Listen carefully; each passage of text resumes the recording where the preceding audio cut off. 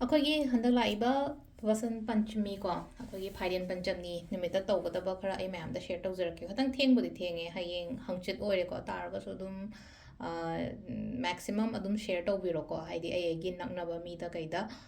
ꯑꯉꯥꯡ ꯑꯦꯛꯖꯥꯝ ꯃꯌꯥꯁꯨ ꯅꯛꯑꯦ ꯑꯦꯛꯖꯥꯝ ꯈꯛꯇꯪꯒꯤ ꯋꯥꯁꯨ ꯅꯠꯇꯅ ꯍꯥꯏꯗꯤ ꯊꯕꯛ ꯏꯪꯈꯥꯡ ꯇꯧꯔꯤꯕ ꯃꯌꯥꯝ ꯍꯥꯏꯔꯁꯦ ꯕꯤꯖꯤꯅꯦꯁ ꯇꯧꯔꯤꯕ ꯑꯣꯏꯔꯣ ꯅꯠꯇ꯭ꯔꯒ ꯍꯥꯏꯗꯤ ꯊꯕꯛ ꯇꯥꯟꯅꯔꯤꯕ ꯃꯤꯉꯩꯒꯤ ꯑꯣꯏꯅ ꯍꯥꯏꯔꯒꯁꯨꯀꯣ ꯈꯔ ꯃꯆꯥ ꯇꯧꯔꯒ ꯌꯦꯡꯁꯦꯀꯣ ꯑꯗꯣ ꯃꯆꯥ ꯈꯔ ꯇꯧꯔ ꯌꯦꯡꯁꯦꯅ ꯁꯣꯝꯗ ꯍꯥꯏꯖꯩꯁꯦ ꯀꯩꯒꯤꯅꯣ ꯍꯥꯏ ꯀꯥꯟꯁꯤꯗ ꯄ꯭ꯔꯦꯛꯇꯤꯁ ꯍꯥꯏꯇꯥꯔꯦꯀꯣ ꯍꯥꯏꯗꯤ ꯃꯦꯅꯤꯐꯦꯁꯇꯦꯁꯟꯁ ꯑꯣꯔ ꯅꯠꯇ꯭ꯔꯒ ꯑꯦꯅꯤ ꯀꯥꯏꯟ ꯑꯣꯐ ꯔꯤꯆꯨꯋꯜꯒꯨꯝꯕ ꯄ꯭ꯔꯦꯛꯇꯤꯁ ꯇꯧꯕ ꯃꯇꯝꯗ ꯋꯤꯠ ꯄꯣꯖꯤꯇꯤቭ ꯊꯣꯠꯁ ꯑꯃꯒ ꯄꯣꯖꯤꯇꯤቭ ꯏꯟꯇꯦꯟꯁꯟ ꯑꯃꯒ ꯇꯧꯕꯅꯤꯅ ꯍꯥꯏꯗꯤ ꯀꯩꯗꯧꯕꯒꯤ ꯃꯥꯏ ꯄꯥꯛꯑꯣꯏꯗꯣꯏꯅꯣ ꯄ꯭ꯂꯁ ꯑꯩꯈꯣꯏꯒꯤ ꯍꯣꯠꯅꯕ ꯈꯣꯠꯄꯗꯨꯗ ꯑꯃꯨꯛꯀ ꯍꯦꯟꯅ ꯁꯤꯜꯂꯦꯅꯣꯀꯣ ꯕꯨꯁ ꯇꯧꯅꯕꯒꯤꯗꯃꯛꯇ ꯑꯩꯅ ꯁꯤꯒꯨꯝꯕ ꯃꯆꯥ ꯚꯤꯗꯤꯑꯣꯁꯦ ꯁꯦꯝꯖꯕꯅꯦꯀꯣ ꯈ꯭ꯋꯥꯏ ꯑꯍꯥꯟꯕꯗꯀꯣ ꯑꯩꯈꯣꯏꯒꯤ ꯀꯩꯅꯣ ꯍꯥꯏꯔꯁꯦꯕ ꯁꯤꯗ ꯀꯩ ꯍꯥꯏꯅꯤ ꯑꯉꯥꯡꯒꯤ ꯑꯣꯏꯔꯣ ꯑꯍꯟꯒꯤ ꯑꯣꯏꯔꯣ ꯑꯩ ꯀꯩꯅꯣꯃ ꯁꯦꯝꯖꯒꯦꯀꯣ ꯅꯝꯕꯔ ꯁꯤꯔꯤꯁ ꯑꯃ ꯁꯦꯝꯒꯦꯀꯣ ꯑꯍꯥꯟꯕꯗ ꯑꯗꯨꯗꯨꯃ ꯑꯩ ꯁꯦꯌꯔ ꯇꯧꯖꯔꯛꯀꯦ ꯑꯗꯨꯒ ꯍꯥꯏꯗꯤ ꯁꯤ ꯅꯨꯃꯤꯠꯁꯤꯗ ꯂꯩꯕ ꯌꯥꯕ ꯄꯣꯠ ꯂꯩꯅꯀꯣ ꯂꯩꯕ ꯌꯥꯕ ꯄꯣꯠ ꯍꯥꯏꯅ ꯍꯥꯏꯔꯒꯗꯤ ꯄꯥꯝꯕꯤꯒꯁꯨ ꯂꯩꯕ ꯐꯩꯀꯣ ꯄꯥꯝꯕꯤꯗ ꯑꯩꯈꯣꯏ ꯂꯥꯏꯔꯤꯛ ꯍꯩꯕꯤ ꯀꯥꯏꯅ ꯂꯩꯕꯗꯣ ꯑꯃꯈꯛ ꯑꯗꯣ ꯅꯔꯁꯔꯤꯗꯩ ꯀꯩꯗꯩ ꯂꯩꯕꯤꯌꯨꯀꯣ ꯑꯗꯨꯒ ꯃꯃꯥꯡ ꯊꯪꯕ ꯁꯥꯏꯠꯇ ꯊꯥꯕꯤꯌꯨ ꯑꯉꯥꯡ ꯂꯩꯕ ꯏꯃꯨꯡꯉꯩꯒꯤ ꯑꯣꯏꯅ ꯍꯥꯏꯔꯒꯗꯤ ꯁ꯭ꯄꯦꯁꯦꯜꯂꯤ ꯑꯉꯥꯡ ꯂꯥꯏꯔꯤꯛ ꯂꯥꯏꯁꯨ ꯇꯝꯕꯤꯕ ꯈꯣꯠꯂꯤꯕ ꯑꯗꯨꯝꯕꯒꯤ ꯑꯣꯏꯅ ꯍꯥꯏꯔꯒꯗꯤ ꯑꯗꯨꯗꯨꯃ ꯂꯩꯔꯦꯀꯣ ꯑꯗꯨꯒ ꯑꯉꯥꯡꯉꯩꯒꯤ ꯑꯣꯏꯅ ꯍꯥꯏꯔꯒꯁꯨꯀꯣ ꯐꯨꯔꯤꯠ ꯍꯪꯒꯄꯥꯟꯒꯨꯝꯕ ꯀꯩꯒꯨꯝꯕꯁꯨ ꯂꯩꯕꯤꯌꯨꯀꯣ ꯑꯩꯅ ꯃꯃꯥꯡ ꯆꯍꯤꯁꯨ ꯍꯥꯏ ꯃꯃꯥꯡ ꯆꯍꯤꯁꯨ ꯍꯥꯏꯀꯣ ꯍꯥꯏꯗꯤ ꯐꯨꯔꯤꯠ ꯌꯦꯜꯂꯣꯒꯨꯝꯕ ꯀꯩꯒꯨꯝꯕ ꯑꯃ ꯂꯩꯔꯒ ꯊꯣꯟꯕꯤꯌꯣ ꯍꯥꯏꯗꯤ ꯅꯨꯃꯤꯠꯇꯨꯗꯤ ꯏꯁꯣꯔꯗ ꯀꯩꯗ ꯀꯠꯄꯤꯔꯦꯅꯀꯣ ꯍꯥꯏꯗꯤ ꯂꯥꯏ ꯈꯣꯏꯔꯝꯕ ꯃꯇꯝꯗ ꯑꯗꯨꯒꯤ ꯃꯇꯨꯡꯗ ꯑꯉꯥꯡꯗ ꯐꯨꯔꯤꯠꯀꯨꯝꯕꯗꯣ ꯂꯤꯠꯍꯟꯕꯀꯣ ꯑꯗꯨꯃ ꯂꯩꯔꯦ ꯏꯁꯥꯒꯤ ꯑꯣꯏꯅꯁꯨ ꯂꯩꯔꯁꯨ ꯀꯩꯁꯨ ꯀꯥꯏꯗꯦꯀꯣ ꯏꯁꯥꯒꯤ ꯑꯣꯏꯅ ꯂꯩꯕꯁꯨ ꯀꯩꯁꯨ ꯀꯥꯏꯗꯦ ꯑꯗꯨꯒ ꯑꯦꯛꯖꯥꯝ ꯃꯌꯥꯅꯦ ꯕꯣꯏ ꯀꯣꯂꯣꯝꯅꯆꯤꯡꯕ ꯑꯉꯥꯡꯅ ꯄꯩꯈꯥꯗ ꯏꯒꯗꯕ ꯈꯣꯠꯀꯗꯕ ꯃꯌꯥꯝꯗꯣ ꯂꯣꯏ ꯂꯩꯁꯜꯂꯒ ꯁꯤ ꯅꯨꯃꯤꯠꯁꯤꯗ ꯀꯠꯄꯤꯌꯣ ꯑꯗꯒꯤ ꯑꯉꯥꯡ ꯃꯄꯥꯟꯗ ꯂꯩꯌꯦ ꯅꯠꯇ꯭ꯔꯒ ꯌꯨꯝꯗ ꯂꯩꯇꯦ ꯍꯥꯏꯔꯒꯁꯨ ꯀꯠꯂꯒ ꯊꯝꯕꯤꯌꯣ ꯃꯥ ꯅꯣꯡꯃꯗꯤ ꯅꯨꯃꯤꯠ 5-10ꯗ ꯌꯨꯝꯗ ꯂꯥꯛꯄ ꯅꯠꯇ꯭ꯔꯒ ꯑꯩꯈꯣꯏꯅ ꯄꯥꯔꯁꯦꯜ ꯇꯧꯕꯤꯕ ꯈꯣꯠꯄꯤꯕ ꯂꯩꯔꯒꯁꯨꯀꯣ ꯕꯣꯏ ꯀꯣꯂꯣꯝꯅꯆꯤꯡꯕ ꯈꯣꯠꯄ ꯁꯤꯒꯨꯝꯕ ꯃꯌꯥꯝꯁꯦ ꯍꯥꯏꯗꯤ ꯈꯤꯇꯪ ꯂꯩꯔꯒꯀꯣ ꯑꯗꯨꯒ ꯑꯩꯈꯣꯏ ꯕꯤꯖꯤꯅꯦꯁ ꯇꯧꯕꯉꯩꯒꯤ ꯑꯣꯏꯅ ꯍꯥꯏꯔꯒꯁꯨꯀꯣ ꯍꯥꯏꯗꯤ ꯗꯥꯏꯔꯤꯅ ꯍꯥꯏꯔꯁꯦꯕꯀꯣ ꯁꯤꯗ ꯗꯥꯏꯔꯤ ꯂꯩꯔꯦꯀꯣ ꯗꯥꯏꯔꯤ ꯂꯩꯔꯦ ꯀꯣꯂꯣꯝ ꯀꯣ ꯑꯗꯨꯒ ꯁꯤꯗ ꯋꯥꯍꯣꯡ ꯃꯇꯨ ꯀꯣ ꯋꯥꯍꯣꯡ ꯃꯇꯨ ꯁꯣꯏꯗꯅ ꯂꯩꯕꯤꯌꯨꯀꯣ ꯋꯥꯍꯣꯡ ꯃꯇꯨꯅꯦ ꯑꯗꯨꯃꯥꯏꯅ ꯇꯧꯔꯒꯀꯣ ꯑꯗꯣ ꯁꯤꯒꯤ ꯄꯣꯠꯁꯦ ꯑꯩꯈꯣꯏꯅ ꯀꯃꯥꯏꯅ ꯇꯧꯒꯗꯕꯅꯣ ꯍꯥꯏꯕꯗꯣ ꯑꯩ ꯃꯊꯪ ꯁꯦꯌꯔ ꯇꯧꯖꯦ ꯁꯤꯗ ꯑꯩꯅ ꯔꯨꯗ꯭ꯔꯥꯛꯁ ꯑꯃꯁꯨ ꯊꯝꯃꯦꯀꯣ ꯔꯨꯗ꯭ꯔꯥꯛꯁꯦ ꯁꯤꯗꯤ ꯑꯩꯅ ꯁꯨꯝ ꯆꯥꯟꯅꯖꯕꯒꯤ ꯁꯨꯃꯥꯏꯅ ꯊꯝꯖꯕꯅꯦꯀꯣ ꯍꯥꯏꯗꯤ ꯁꯤꯁꯦ ꯃꯨꯈꯤ 9 ꯑꯣꯏꯀꯣ ꯁꯤꯁꯦ ꯑꯩꯅ ꯁꯨꯝ ꯁꯤꯕꯁꯦ ꯑꯩꯈꯣꯏꯅ ꯑꯩꯅ ꯂꯤꯛꯇ ꯍꯥꯞꯄꯗꯣ ꯁꯨꯝ ꯑꯩꯅ ꯅꯨꯡꯉꯥꯏꯇꯦꯅ ꯑꯩꯅ ꯄꯔꯁꯇ ꯍꯦꯛ ꯍꯥꯞꯄꯅꯦꯀꯣ ꯄꯩꯁꯥ ꯊꯝꯐꯝ ꯖꯒꯥꯒꯨꯝꯕꯗ ꯀꯩꯒꯨꯝꯕꯗ ꯔꯨꯗ꯭ꯔꯥꯛꯁꯀꯨꯝꯕ ꯊꯝꯕꯁꯤꯁꯨ ꯐꯩꯀꯣ ꯑꯗꯣ ꯔꯨꯗ꯭ꯔꯥꯛꯁꯦ ꯍꯥꯏꯗꯤ ꯁꯤ ꯅꯨꯃꯤꯠꯁꯤꯗ ꯍꯥꯏꯗꯤ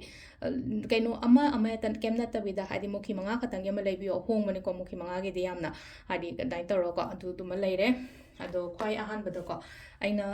ꯑꯦꯅꯔꯖꯤ ꯁꯔꯀꯜ ꯑꯃ ꯁꯦꯝꯁꯦꯀꯣ ꯑꯦꯅꯔꯖꯤ ꯁꯔꯀꯜꯁꯦ ꯑꯩꯅ ꯁꯤꯗ ꯊꯤꯠꯂꯤꯕꯁꯦ ꯑꯩꯈꯣꯏꯒꯤ ꯀꯩꯅꯣꯒꯀꯣ ꯔꯤꯌꯦꯜ ꯆꯟꯗꯟꯒ ꯀꯦꯁꯔꯒꯒꯤ ꯀꯩꯅꯣꯅꯤꯀꯣ ꯃꯍꯤꯅꯤꯀꯣ ꯁꯤꯗ ꯂꯩꯁꯦꯀꯣ ꯑꯗꯣ ꯁꯤꯒꯤ ꯀꯩꯅꯣꯁꯦ ꯀꯃꯥꯏꯅ ꯇꯧꯒꯗꯕꯅꯣ ꯍꯥꯏ ꯀꯥꯟꯁꯤꯗ ꯑꯩ ꯕ꯭ꯔꯁꯅ ꯀꯩꯅꯣ ꯇꯧꯔꯦꯀꯣ ꯑꯗꯨꯝ ꯏꯕꯁꯦ ꯁꯨꯃꯥꯏꯅ ꯑꯩꯈꯣꯏꯒꯤ ꯁꯔꯀꯜ ꯑꯃ ꯁꯦꯝꯁꯦꯀꯣ ꯑꯉꯥꯡꯒꯤꯁꯨ ꯁꯦꯝꯕꯤꯕꯁꯨ ꯌꯥꯏ ꯑꯩ ꯕꯤꯖꯤꯅꯦꯁ ꯇꯧꯕ ꯃꯤꯉꯩꯒꯤ ꯑꯣꯏꯅ ꯍꯥꯏꯔꯒꯁꯨꯀꯣ ꯁꯦꯝꯕ ꯌꯥꯏꯀꯣ ꯃꯌꯦꯛ ꯄꯨꯔꯥ ꯁꯦꯡꯗ ꯌꯥꯗꯦ ꯈꯣꯠꯇ ꯌꯥꯗꯦ ꯀꯥꯏꯅ ꯑꯗꯨꯃꯥꯏꯅꯗꯤ ꯀꯩꯁꯨꯗꯤ ꯂꯩꯇꯦꯀꯣ ꯇꯥꯔꯒꯁꯨ ꯈꯤꯇꯪ ꯁꯨꯃꯥꯏꯅ ꯁꯦꯝꯕꯅꯦꯀꯣ ꯑꯗꯣ ꯁꯤꯗ ꯑꯩꯅ ꯀꯩꯅꯣꯁꯦ ꯍꯥꯏꯗꯤ ꯀꯦꯁꯔ ꯆꯟꯗꯟ ꯍꯥꯏꯅ ꯍꯥꯏꯁꯦꯀꯣ ꯁꯨꯃꯥꯏꯅ ꯊꯣꯛꯄꯅꯦꯀꯣ ꯁꯨꯃꯥꯏꯅ ꯊꯣꯛꯄꯅꯦ ꯀꯦꯁꯔ ꯆꯟꯗꯟꯁꯦ ꯁꯨꯃꯥꯏꯅ ꯂꯩꯕ ꯌꯥꯏꯀꯣ ꯅꯠꯇ꯭ꯔꯒ ꯍꯥꯏꯗꯤ ꯆꯟꯗꯣꯟꯒ ꯁꯦꯐ꯭ꯔꯣꯟꯒ ꯃꯤꯛꯁ ꯇꯧꯔꯒ ꯄꯦꯁ ꯇꯧꯔꯒ ꯁꯦꯝꯕꯤꯒꯦꯁꯨ ꯀꯩꯁꯨ ꯀꯥꯏꯗꯦꯀꯣ ꯁꯤꯃ ꯂꯩꯔꯦꯀꯣ ꯑꯗꯨꯒ ꯑꯩ ꯏꯁꯥꯒꯤ ꯁꯦꯝꯃꯁꯦꯕ ꯁꯤꯗ ꯑꯉꯥꯡꯒꯤ ꯁꯦꯝꯃꯒꯗꯤ ꯑꯉꯥꯡꯒꯤ ꯅꯝꯕꯔꯁ ꯂꯥꯛꯀꯅꯤꯀꯣ ꯑꯗꯣ ꯑꯩꯈꯣꯏꯒꯤ ꯀꯩꯅꯣꯗ ꯑꯗꯨꯝ ꯀꯩ ꯍꯥꯏꯅꯤ ꯑꯗꯨꯝ ꯍꯪꯕꯤꯔꯛꯄ ꯌꯥꯒꯅꯤꯀꯣ ꯁ꯭ꯇꯣꯔꯗ ꯀꯩꯗ ꯑꯉꯥꯡꯒꯤꯅ ꯀꯃꯥꯏꯅ ꯇꯧꯕꯅꯣ ꯈꯣꯠꯄꯅꯣ ꯍꯥꯏꯕꯅꯆꯤꯡꯕ ꯁꯤꯒꯨꯝꯕ ꯃꯌꯥꯝꯗꯣ ꯅꯝꯕꯔꯁꯦꯀꯣ ꯁꯤꯗꯗꯤ ꯑꯩꯒꯤ ꯑꯣꯏꯅ ꯍꯥꯏꯗꯤ ꯑꯩ ꯊꯕꯛ ꯇꯧꯖꯕꯅꯤꯅ ꯊꯕꯛ ꯍꯥꯏꯔꯒꯗꯤ ꯑꯩ ꯕꯤꯖꯤꯅꯦꯁ ꯃꯆꯥ ꯑꯃ ꯀꯩ ꯑꯃ ꯔꯟ ꯇꯧꯕꯅꯤꯅ ꯍꯥꯏꯗꯤ ꯑꯗꯨꯒꯤ ꯅꯝꯕꯔꯁ ꯑꯣꯏꯅ ꯏꯁꯦꯕ ꯁꯤꯗ ꯂꯩꯀꯣ ꯈ꯭ꯋꯥꯏ ꯑꯍꯥꯟꯕꯗ ꯏꯗꯣꯏꯁꯦꯀꯣ 5 2 0 7 4 1 ꯀꯣ ꯑꯗꯣ ꯉꯁꯥꯏꯒꯤ ꯑꯩꯈꯣꯏꯅ ꯖꯤꯕꯨꯗ ꯀꯩꯗ ꯀꯩꯅꯣ ꯇꯧꯕ ꯃꯇꯝꯗ 808 ꯏꯅꯀꯣ 808ꯇꯣ ꯖꯤꯕꯨꯒꯤ 808 ꯅꯠꯇꯦꯀꯣ ꯁꯤꯁꯤꯅ ꯑꯩꯒꯤ ꯆꯥꯟꯅꯖꯕ ꯅꯝꯕꯔꯅꯦꯕ ꯑꯩꯅ ꯁꯤꯗ 80 ꯏꯗꯣꯏꯁꯦ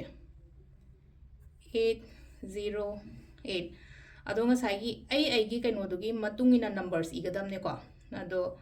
ꯅꯝꯕꯔꯁꯇꯣ ꯑꯩ ꯁꯦꯌꯔꯁꯦ ꯁꯤꯗ ꯇꯧꯔꯛꯄꯗꯤ ꯀꯩꯅꯣ ꯇꯧꯔꯔꯣꯏ ꯑꯗꯨꯅ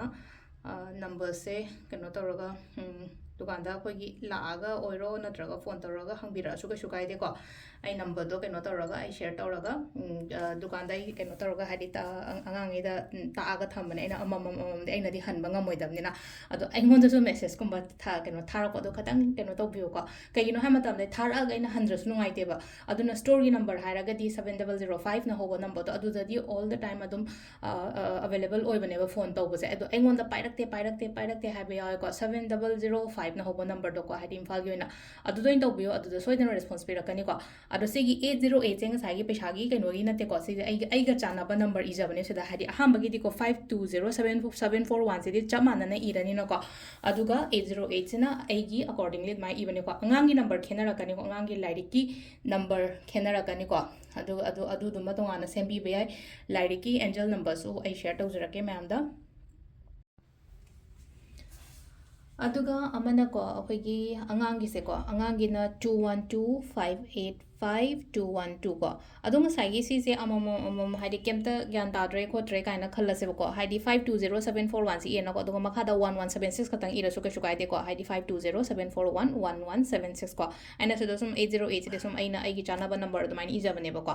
अदो हाइदि अंगांगेगी दुसु ngaiko 212585 लेको हाइदि आई हापेतंग अमुकसु हाइजरेको हाइदि कमाइना करम्बा मोंगदा इगदबनो हाइ कांसेदको 2 सिदा लेनको मथक सिदा 520 सिदा आइना इदोइसे 212 को मथंगदा 585 अदुगा 212 को अदुगा लास्ट दा 1176 को 1176 एनी विश कुंबा कइगुंबा आइना खल्लगा लेरिबा निंगागा लेरिबा दो मैम दो फुलफिल होइनबगी दमक्तनेको अदो सिसे इबल लोइरकांदा कमाइ तौगदगे हाइ कांसेदा तुलसी को तुलसी मना से हाइदी 7 खतंग आइना सुमाइना थमेको सिदा अदो सिगी पोट से हाइदी तुलसी मना से सुमाइना आई रोमदा थुपचलनिना को अमुकसु थुपसे बसुना कंदको दुगा aina season angang yu taragadi angang like ta hapiu ko any like amada ta hapo ko sukai de ko ado season agi keno oidi haidi aidi diary skumba sinamne na hodi ahan ngai yu na haragadi diary gumba kai gumba sinamne na aina ngata inde sinaba pot gumba kai gumba leina ko marak amada dum hapchala dai thamgra se basi pot se sima taw bu su yai ko adong mai na haidi diary da haptraga na kamai taw ga da ke hai kan se da ko haidi sigi pot se aidi am chathok po oidamne na aina smai diary don hape ko ado haidi sum nungti gi chatpa khopa mi oi taragadi krai da thamga da ge hai kan se da bag amada hapiro ko smai taraga haidi cotton bag kumba kai kumba maina hapo ko cotton bag haina haidi se kai gino hai kan se cotton bag se da ina sai rudrak se haidi any 5 mukhi ogera maru khatang ogera adumaina hapo ko maru hapo ko dain taraga sima lere ko adu si rudrak ma kai madum yaudasna rudrak se ga se ga lena ko pesha dum khara hapa ko dum le jasna cotton bag se ga cotton bag se negative energy chupsale ko yam seng na hai kan da ko negative energy chupsale positive energy promote tawe ko haidi cotton bag ki kana base sum khangam da ba ko ai isha cotton bag se dum khara dum thame ba dum ado cotton bag se kai gino ha the negative energy haidi chupsale do positive energy promote tawe ko aduga sile na ko haidi stability in harasine ko stable oidaba se thabak taw matam da stable oidaba khat khotaba adumba mayam do hai tar ko adum stability la kani ko dan hadi cotton bag kumba kai gumma ma hadi kano numita lebi ro so kai de ko kano numita lei draga su nomani ni watling eda kai da le shala ko chalaga sigi numit da mai taroga iraga kholaga amai taroga thambiro ko sisima leire ko khoina tawba ya base ko adong sai tulsi leaves to malere ko ado keno se hai tar ko ina wahong matu ke ka hai anga khoi su anga ngi da ma wahong matu sum hap tra yam na keno tawba da ado wahong matu se nga anga gi sungai re ahan gi sungai re ko dum ai gi diary gumba kai gumba da dumaina hapaga thamna ba adum malere ko ado ga amethyst macha ama khatang leino ko haidi lai han lai boina ore ko lai traga so amethyst macha ama khatang thambi se sum aduga haidi boy kolom na chingba kai gumba aina khara lai biyo ko piyo na hai no ko se gi numit da khoina tawba ya base ko aduga nga sai na habdo haidi pambi ma na habdo nga sai akhoi wahong matu ma man bane pambi do ma ka aina nga sai je do lai bi mana kai na habdo do haidi kondong da kai yam thanai na thaina sum akhoi na yenga na hajikti thaba su yang ani thada ba su yang ani ko gamla ma chang khatang le ra angang lai be mung joi taraga di अदुदुमगा सुंसोय सोयदना तौबिरोको अदु सिदा लेरेको अखोगी हंदकी फाइरेन पंचमनी निमिता तौगदबजे को अदुगा हाइदि dress सुंगारेको हंगपान गुंबा कई गुंबा सेटपिरोको dress से को हंगपान सेटपिरो अदुगा अथुंबा गुंबा कई गुंबा हो मतमसु को yellow मचुगी अथुंबान हारसने को येलो मचुगी अथुंबान हारगदि कमाइनो हाइ कांजे कोइना के हाइनी कइनो गुंबा होबदसो ꯄ꯭ꯂꯥꯎ ꯑꯊꯨꯝꯕ ꯍꯧꯋꯤꯗꯅꯀꯣ ꯄ꯭ꯂꯥꯎ ꯑꯊꯨꯝꯕꯗ ꯈꯤꯇꯪ ꯆꯤꯅꯤꯒꯨꯝꯕ ꯀꯩꯒꯨꯝꯕ ꯍꯥꯞꯄꯒ ꯑꯗꯨꯃꯥꯏꯅꯒꯨꯝꯕ ꯍꯧꯕꯤꯕ ꯈꯣꯠꯄꯤꯕꯀꯣ ꯂꯗꯨ ꯀꯥꯏꯅ ꯍꯥꯏꯔꯤꯁꯦ ꯂꯗꯨ ꯍꯪꯒꯄꯥꯟꯒꯨꯝꯕ ꯂꯩꯕ ꯀꯩꯅꯣ ꯍꯧꯕ ꯈꯣꯠꯄ ꯐꯔꯛ ꯇꯥꯏ ꯍꯥꯏꯔꯒꯁꯨ ꯕꯖꯥꯔꯗꯒꯤ ꯂꯩꯔꯒ ꯈꯣꯠꯂꯒ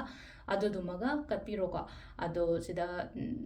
ꯁꯤ ꯂꯥꯛꯄ ꯃꯇꯝꯁꯤꯗ ꯃꯌꯥꯝꯁꯨ ꯇꯧꯃꯤꯟꯅꯔꯁꯦ ꯂꯣꯏꯅꯃꯛꯀꯣ ꯑꯐꯕꯁꯨ ꯑꯣꯏꯅꯕ ꯍꯦꯟꯅ ꯍꯦꯟꯅ ꯏꯆꯥꯒꯤ ꯑꯣꯏꯔꯣ ꯏꯁꯥꯒꯤ ꯑꯣꯏꯔꯣꯀꯣ ꯂꯣꯏꯅꯃꯛ ꯏꯃꯨꯡ ꯃꯅꯨꯡꯒꯤ ꯑꯣꯏꯔꯣꯀꯣ ꯁꯤ ꯂꯩꯁꯦꯀꯣ ꯑꯗꯣ ꯁꯤ ꯂꯩꯔꯦꯀꯣ ꯍꯟꯗꯛꯀꯤ ꯍꯌꯦꯡ ꯍꯪꯆꯤꯠ ꯇꯧꯒꯗꯕꯁꯦꯀꯣ ꯊꯦꯡꯗꯤ ꯊꯦꯡꯉꯦ ꯚꯤꯗꯤꯑꯣꯁꯦ ꯑꯩ ꯅꯨꯡꯗꯥꯡ ꯑꯣꯏꯇꯥꯔꯁꯨ ꯄꯣꯁ ꯇꯧꯖꯔꯛꯑꯒꯦ ꯃꯌꯥꯝ ꯊꯦꯡꯛ ꯌꯨ